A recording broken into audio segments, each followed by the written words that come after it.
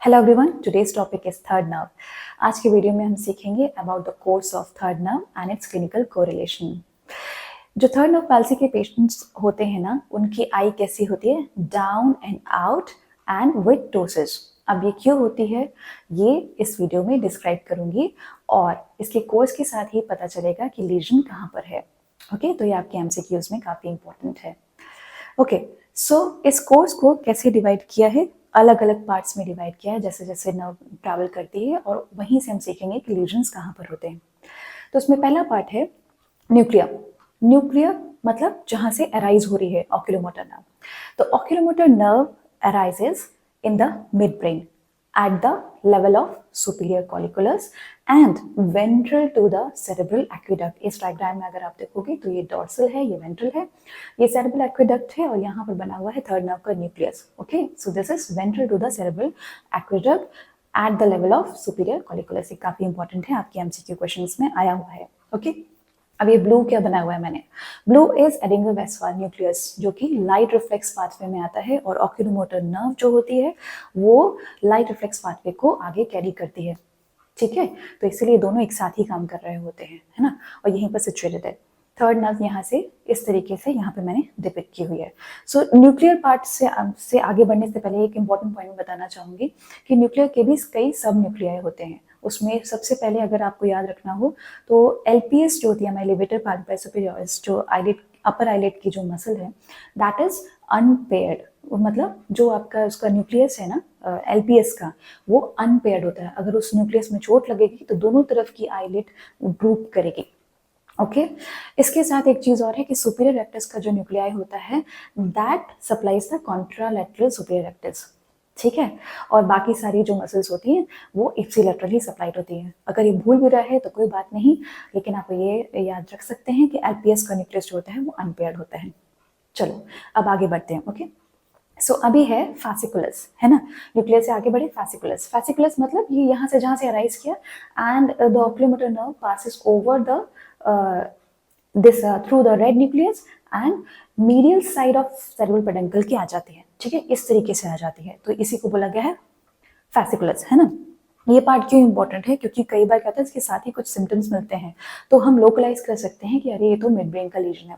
तो वो कैसे? आपके कुछ एग्जाम्स में ये दो जो सिंड्रोम है ना काफी पूछे गए, आपके एनाटॉमी में भी बताएगा, मेडिसिन में भी।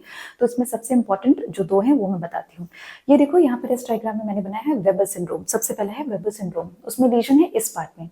ठीक है, मिड ब्रेन के वेंट्रल पार्ट में यहाँ पर डैमेज है। तो देखो इसमें क्या डैमेज हो रहा है, थर्ड नर्व तो जा ही रही है, उसके साथ एक चीज और क्या जा रही है यहाँ पे, ये जो एरिया है ना, यहाँ पर क्या होते हैं हमें जैसे पता है कि कॉर्टिकोस्पाइनल ट्रैक्ट्स होते हैं। ठीक है, तो अगर यहाँ डैमेज होगा तो आपके कॉन्ट्रालैटरल हेमीप्लेजिया मिलेगा। ऑलराइट, सो वेबर सिंड्रोम यही है। इसमें क्या होता है, इससे लैटरल थर्ड नर्व पाल्सी हुई, ये देखो, ये थर्ड नर्व यहाँ से डैमेज हो जाएगी, और इसके साथ ही कॉन्ट्रालैटरल हेमीप्लेजिया आएगा due to damage to the आपका कॉर्टिकोस्पाइनल ट्रैक्ट्स। तो this is Weber syndrome. Next इसी का डिफरेंशियल डायग्नोसिस है जो कि काफी इंपॉर्टेंट है, that is Benedict syndrome. Benedict syndrome क्या है? देखो इस तरीके से इन्वॉल्व कर रहा है ना। कुछ बुक्स में यहीं तक बना हुआ है, बट कुछ बुक्स में ऐसा भी बना है, तो मैंने ऐसे ही बना दिया है। और इसका सबसे इंपॉर्टेंट पॉइंट क्या है, वैसा ही दिख रहा है लेकिन इट इन्वॉल्व्स रेड न्यूक्लियस। ठीक है, रेड न्यूक्लियस काफी इंपॉर्टेंट है, बेनेडिक्ट सिंड्रोम में इसे इन्वॉल्व करता है, और इसीलिए इसे हम डिफरेंस इस वेबर सिंड्रोम से कर सकते हैं, क्योंकि इप्सिलैटरल थर्ड नर्व की पाल्सी तो हो ही रही है, लेकिन साथ में ही रेड न्यूक्लियस के इन्वॉल्व होने से कॉन्ट्रालैटरल ट्रैमर्स आते हैं। ठीक है, तो इसमें क्या होता है, ट्रैमर्स आने की वजह से आप डिफरेंस कर सकते हैं। इसके साथ ही और भी ज्यादा आपके सिंड्रोम्स इसमें बताए गए हैं, जैसे कि आपका नॉर्थ निगल सिंड्रोम होता है जिसमें कॉन्ट्रालैटरल एटेक्सिया है, और एक क्लॉडे सिंड्रोम भी है जिसमें बेनेडिक्स और नॉर्थ निगल सिंड्रोम के दोनों के सिम्टम्स आते हैं, तो वो भी आप याद कर सकते हैं। लेकिन ये दो सिंड्रोम्स तो आपको कभी नहीं भूलने हैं। ठीक है, आई होप इतना आपको समझ में आ गया होगा। तो अब आगे बढ़ते हैं। आगे बढ़ने के लिए अब यहाँ क्या है, बेसिलर पार्ट। ठीक है, बेसिलर पार्ट मतलब कुछ नहीं है, ये जो भी है आपकी जितनी भी जो नर्व है ना, वो फाइन ऐसे आ रही होती है, और एक किस तरीके से ट्रंक की तरह मेन ट्रंक बनाने लग जाती है। कहाँ से? Medial side of the cerebral peduncle से निकलने के बाद। तो इस डायग्राम में अगर आप जूम इन करके देखेंगे ना, तो ये देखो यहाँ से नर्व निकल रही है, और ये काफी बड़े से यहाँ ट्रंक बना रही है। ओके, तो ट्रंक बनाने के लिए हम इसमें बहुत इंपॉर्टेंट है, क्योंकि यहाँ पे अगर कोई प्रॉब्लम होती है तो कैसे प्रेजेंट करेगी। तो प्रेजेंट करने से पहले हम देख लेते हैं कि ये इतना सारा ये आर्टरीज मैंने क्या बना रखी है ना। वो क्या है, देखो ये जो ये जा रही है ना, ये वाली जो ये आपकी आर्टरी जा रही है, दैट इज बेसिलर आर्टरी। और इसमें जो इसके सबसे ऊपर जो ये बनी हुई है, that is posterior cerebral artery. ठीक है, this is very important. Posterior cerebral artery जो सबसे ऊपर है, और इसी के नीचे से, ये देखो नीचे से निकल रही है ऑक्यूलोमोटर नर्व।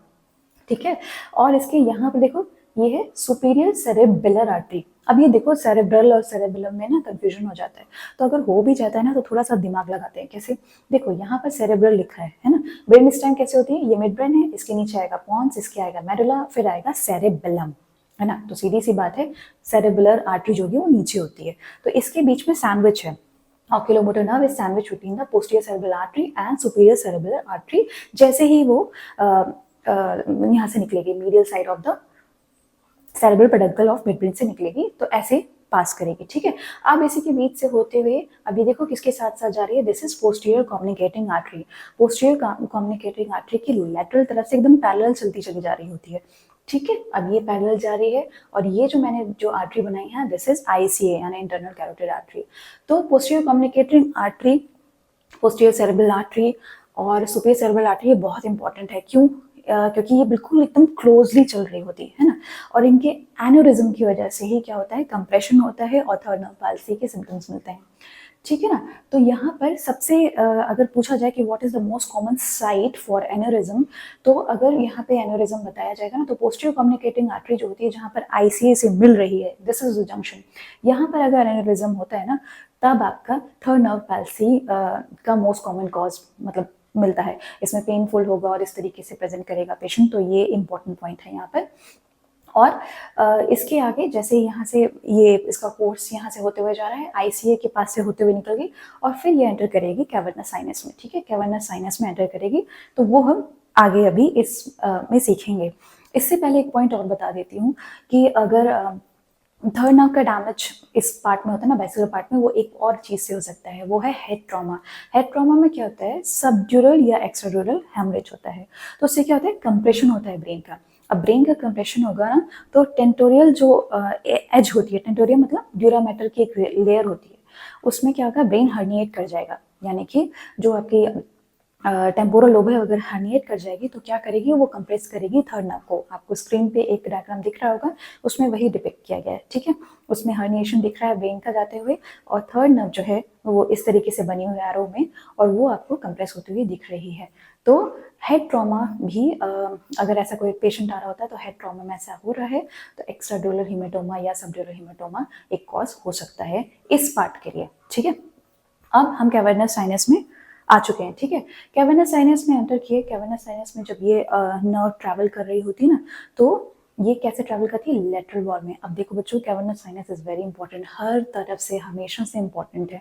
क्यों? क्योंकि कैवर्नस साइनस थ्रोम्बोसिस होती है, हम बहुत मल्टीपल क्वेश्चंस भी आते हैं उससे, और अब आपको पता भी होना चाहिए, it's an emergency.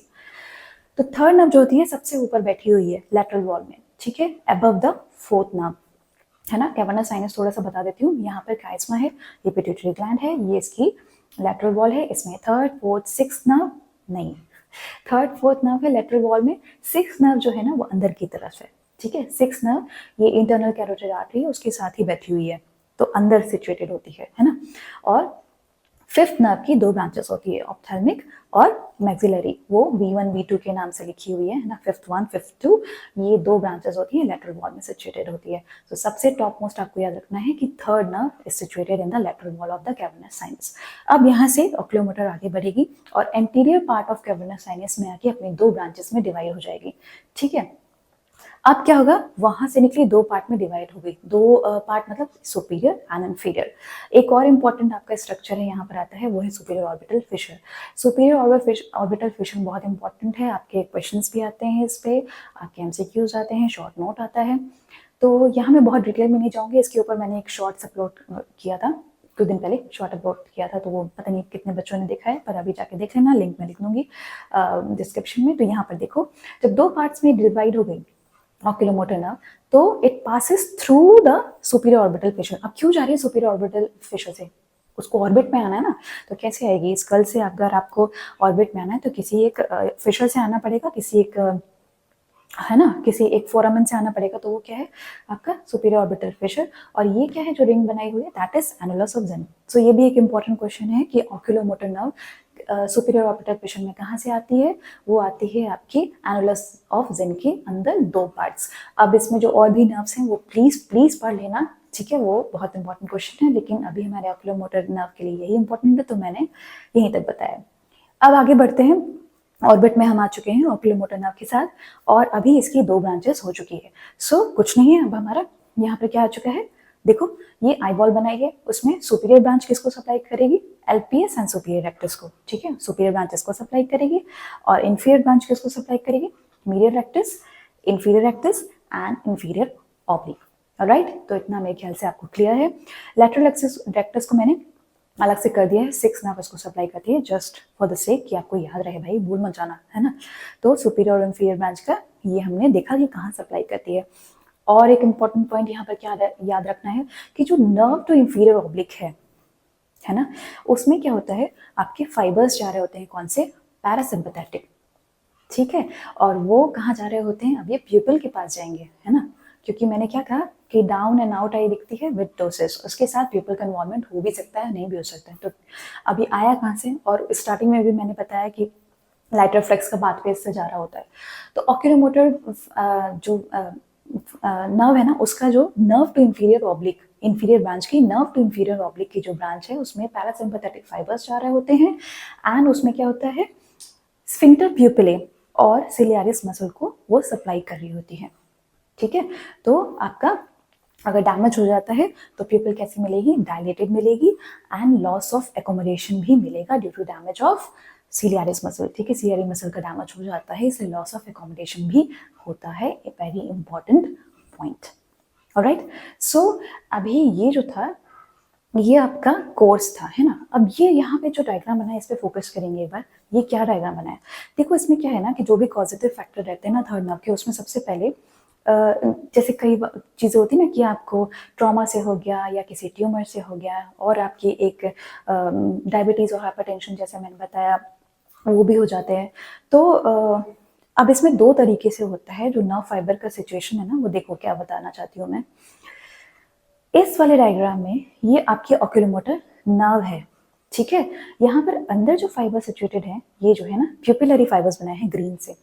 Pupillary fibres मतलब जो ये जो मैंने बताया ना पैरासिम्पैथेटिक जो फाइबर्स जा रहे होते हैं जो कि प्यूपिल को सप्लाई कर रहे होते हैं, वो जो होते हैं ना वो पेरीफेरी में सिचुएटेड होते हैं, यानी कि बाहर की तरफ सिचुएटेड रहते हैं।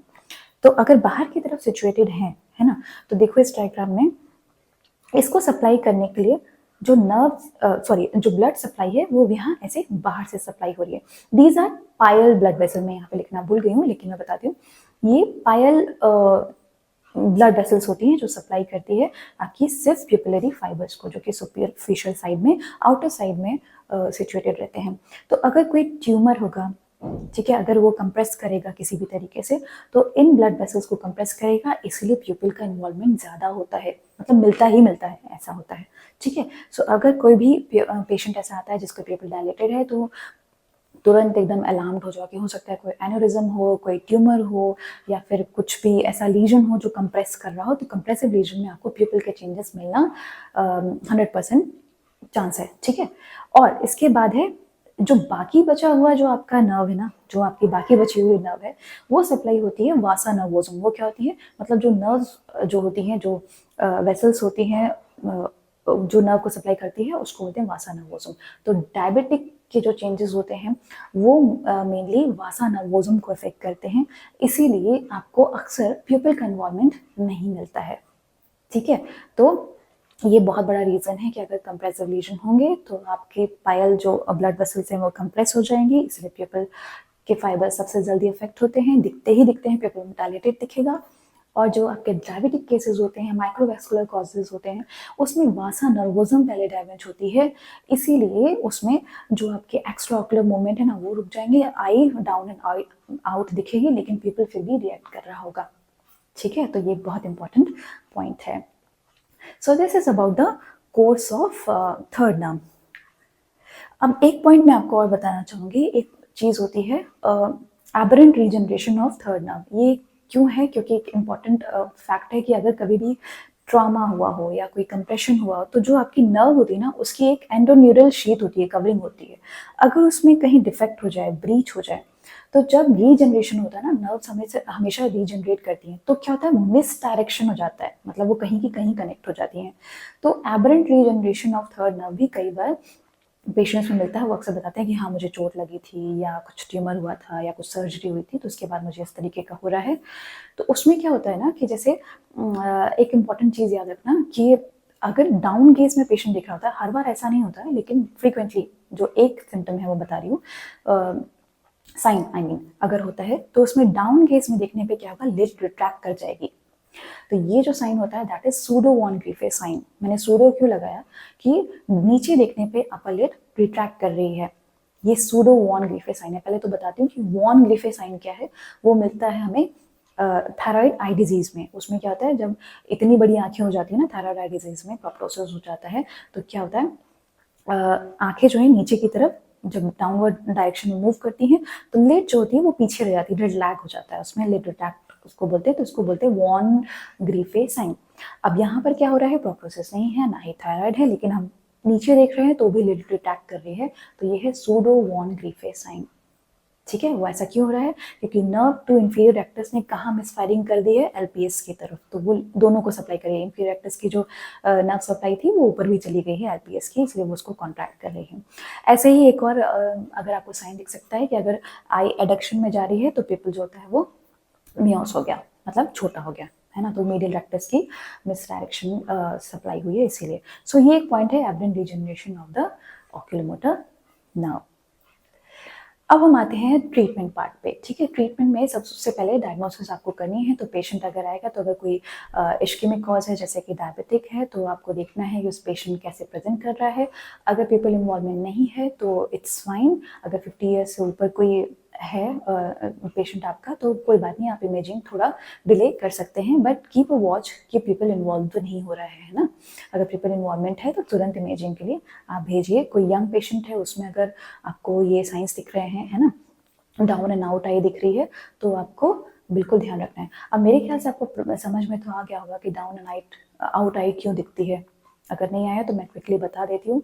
डाउन एंड आउट आई का मतलब ही क्या हुआ कि अगर देखो इस डायग्राम में, देखो यहाँ पर क्या है, आपके इतने सारे मसल्स है ना, एक्स्ट्राओकुलर मसल्स जो है ना, इसमें सारी मसल्स है, देखो superior rectus, medial rectus, inferior oblique, है ना। तो एलिवेशन चला गया क्योंकि सुपीरियर रेक्टस में प्रॉब्लम है और इंफीरियर ऑब्लिक में प्रॉब्लम है। ठीक है, एडक्शन चला गया क्योंकि मीडियल रेक्टस में प्रॉब्लम है, और इंफीरियर रेक्टस में प्रॉब्लम, इसलिए डिप्रेशन चला गया। ठीक है, तो अब क्या हुआ, कौन सी फंक्शनल है, लेटरल रेक्टस फंक्शनल है, क्योंकि वो सप्लाइड है बाय 6 नर्व, तो इसीलिए वो एबडक्ट करेगी, बाहर खींचेगी, इसलिए आउट हो गई, है ना। डाउन क्यों रहती है, डाउन रहती है बिकॉज अभी भी सुपीरियर ऑब्लिक फंक्शन कर रही है, तो उसको बाहर खींच के रखती है। So down and out I present होती है। और टोसिस क्यों होता है, क्योंकि एलपीएस भी आपकी चली गई, है ना। तो ये ब्रीफली मुझे बताना जरूरी लगा, मेरे ख्याल से मुझे लगा शायद पता होगा, फिर भी रिवीजन हो गया। तो ये है आपका थर्ड नर्व का डायग्नोसिस बना है। आपने देख लिया, हाँ पेशेंट ऐसे आया है, तो आपको इसका एमआरआई करा लेना है अगर यंग पेशेंट है तो, और एमआर एंजियोग्राफी भी करा सकते हैं। आपको वेट करना होता है इस पेशेंट के लिए कि वो 3 to 6 मंथ में रिकवर कर जाएगा, अगर एल्डर पीपल है तो। अगर पीपल इन्वॉल्वमेंट नहीं है तो, अगर आपको लग रहा है नहीं इम्प्रूवमेंट नहीं हो रहा है, हमें सर्जरी करनी पड़ेगी, तो वेट करना चाहिए फ्रॉम 6 months to 1 year। अब ये जैसा हर सर्जन टू सर्जन वेरी करता है, पर एटलीस्ट 1 year अगर आप वेट करें, तब भी अगर नहीं ठीक हुआ है, तो आपको एक प्रोसीजर है, मैं बता दें तो थोड़ा हाई लेवल का है, फिर भी बता रही हूँ। इसमें ना एक स्कॉट्स प्रोसीजर कहलाती है। स्कॉट्स प्रोसीजर क्या है, देखो वो है क्या, सुपीरियर ऑब्लिक फंक्शनल है ना, तो हम क्या करेंगे, उसका टेंडन उठाएंगे, उसके टेंडन को उठा के सुपीरियर रेक्टस के आगे रख देंगे, anterior and medial to the superior rectus. एक पार्ट ये हुआ, इस ऑपरेशन का एक पार्ट यही कि सुपीरियर ऑब्लिक का टेंडन उठाया, सुपीरियर रेक्टस के एंटीरियर और मीडियल रख दिया। दूसरा पार्ट इसका ये है कि जो लैटरल रेक्टस बाहर की तरफ खींच रही है, उसको वीकन कर दो, तो वीकनिंग प्रोसीजर क्या होती है? रिसेशन। रिसेशन मतलब उसका इंसर्शन अगर यहाँ था उसको पीछे कर दो, यहाँ लगा दो उसको, ठीक है, काटना नहीं है मसल को, सिर्फ रिसेस करना है। So Scott's procedure includes these two things. अगर याद रहे तो बहुत अच्छी बात है, किसी ने पूछ लिया तो वाह वाह, बहुत अच्छी बात है अगर आप आंसर कर पाएंगे तो। Okay, so this is about the treatment of the third nerve palsy. So I hope आपको आज काफ़ी मदद मिली होगी थर्ड नर्व को समझने में। और इसकी पाल्सी के पेशेंट को अगर आप देखेंगे, थर्ड नर्व पाल्सी या प्रीमोटर नर्व पाल्सी के पेशेंट को अगर आप ओपीडी में देखेंगे तो आपको आराम से डायग्नोसिस बना सकेंगे उसका, और आप ये भी सोच पाएंगे कि इसमें क्या करना चाहिए आगे। और अगर इस पूरे लेक्चर में कोई आपको डिफ़िकल्टी आ रही हो समझने में तो प्लीज़ मुझे कमेंट्स में बताएं, मुझे आप डीएम भी कर सकते हैं इंस्टाग्राम पे। और इसके साथ ही जो पुराने लेक्चर्स हैं उन्हें प्लीज़ रिवाइज करते रहिए, क्योंकि इन सभी में कुछ कुछ टॉपिक्स ऐसे हैं जो काफ़ी ज़्यादा एमसीक्यूज़ में आ रहे हैं। तो all the very best, keep studying and subscribe to my channel and share my videos. Thank you so much.